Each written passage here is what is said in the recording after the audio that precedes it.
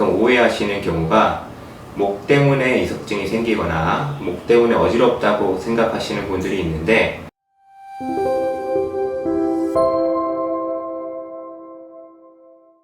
안녕하세요. 소통원인 이준규 원장입니다. 저번 시간에 이석증에 대해서 말씀드렸는데요.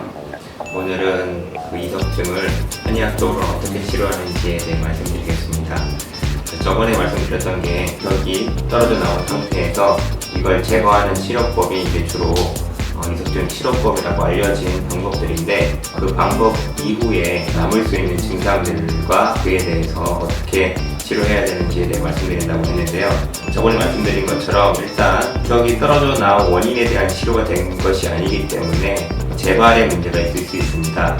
이석증에서는 원인이 치료되지 않은 상태에서는 이석을 제거한다고 하더라도 다시 다른 이석이 탈출해서 이석증을 일으킬 수 있기 때문에 재발을 막기 위해서는 원인에 대한 치료가 필요하고요.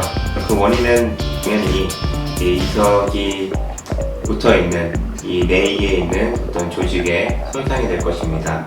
우리가 이거를 내시경으로 볼 수는 없습니다. 볼 수 없는 부위이기 때문에 정확하게 그 조직이 어떤 상태인지 눈으로 볼 수는 없지만, 아마도 우리가 위처럼 내시경으로 볼 수 있는 부위라고 한다면 그 조직들이 헐어 있거나 부어 있거나 노화되어 있거나 이런 현상들이 발생했기 때문에 이석이 붙어있지 못하고 떨어져 나간다고 할 수 있겠죠. 그래서 이 조직을 회복시켜야 되는데, 이곳의 조직만 회복시킬 수 있는 그런 방법이나 약은 없습니다. 그래서 저희가 하는 방법은 왜 이 귀가 나빠지게 되었느냐에 대해서 찾는 것이고요. 저 자신의 이제 경험과 다른 환자분들을 치료하면서 제가 내린 결론, 첫 번째, 수독이라고 하는 우리 몸에 있는 체액의 흐름이 나빠져서 생기는 현상입니다. 혈액순환, 림프액의 순환, 이런 것들을 모두 포함해서 체액의 순환에 문제가 생기면은 그것이 마치 독을 먹은 것 같은 여러 가지 증상을 일으키게 되는데, 그걸 수독이라고 부릅니다. 그 중에서도 이제 그 뇌 림프액이나 어떤 뒤로 가는 혈액순환에 문제가 생기게 되면은 조직 손상이 일어나고, 그로 인해서 이석증이 발생할 수 있습니다. 수독이 첫 번째로 가장 많이 꼽는 증상 중에 하나고요. 두 번째로, 수독에 대비해서 제가 열독이라고 표현하는데, 한의학에서 열이라고 부르는 현상은 신경계는 예민해져 있고 염증은 잘 발생할 수 있는 상태, 교감신경은 상진되어 있는 상태, 이런 상태들을 일컬어서 우리가 열증이라고 부르게 됩니다. 이런 열증의 상태가 이 머리 부위에 발생하게 됐을 때 귀 속에 있는 조직이 손상을 입으면서 역시 이석증이 발생할 수 있습니다. 이 수독과 열독은 반대되는 개념은 아니고요. 두 개가 겹쳐있는 분들도 있고 어느 한쪽이 우위에 있는 분들도 있는데, 어찌 되었든 간에 어지럼증, 특히 귀로 인한 어지럼증이 있는 분들은 대부분 수독이나 열독의 증후들이 한의학적으로 관찰되게 됩니다. 그래서 이런 귀를 안 좋게 만드는 환경들을 제거하기 위한 한약 처방들을 통해서 귀가 타격을 받는 게, 그런 환경 자체가 개선되게 된다면 귀는 스스로 회복되게 됩니다. 이것이 이제 내부적으로 귀가 손상되고 이석증이 생길 수 있는 원인에 대한 설명이고요. 그 다음에 이런 이제 내부적인 환경 조건뿐만 아니라 외부적인 조건들도 귀에 영향을 미치게 되는데요. 쉽게 이해하기 위해서 예를 들어 보겠습니다.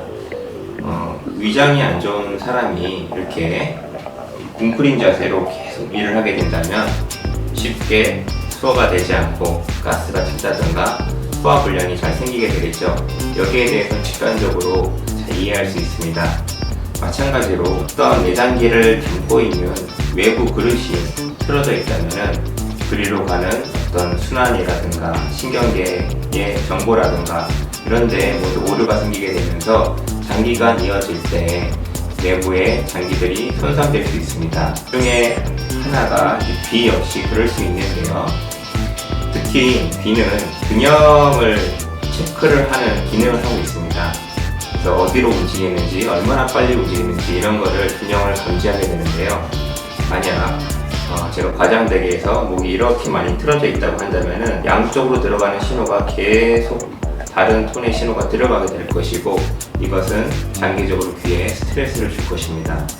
이와 같은 여러 가지 원인에 의해서 귀를 담고 있는 그릇이라고 할 수 있는 목과 두개골이 틀어져 있다고 한다면은, 특히 귀가 원래부터 약한 분들은 그로 인해서 귀에 더 많은 타격이 가해질 수 있는데요. 그렇기 때문에 이런 구조를 바로 잡아주는 것도 이석증의 치료 방법 중에 하나로 쓰일 수 있습니다.